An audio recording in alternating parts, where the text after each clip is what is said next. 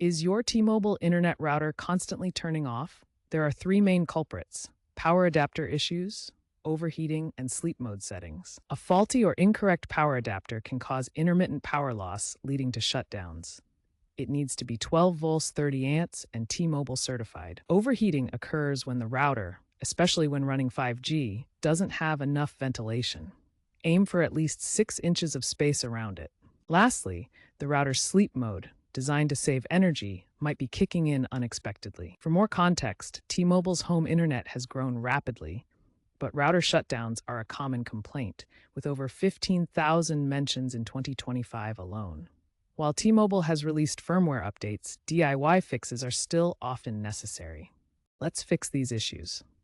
First, check your power adapter. Ensure it's the correct T-Mobile certified adapter and that the voltage output is a stable 12 volts. If it's damaged, replace it with a certified one. Use a multimeter if you have one to verify the voltage. Next, address overheating by placing the router in an open area, away from direct sunlight and enclosed spaces. Consider using a small fan to improve airflow. Finally, adjust or disable sleep mode via your router's web interface, usually at 192.168.12.1.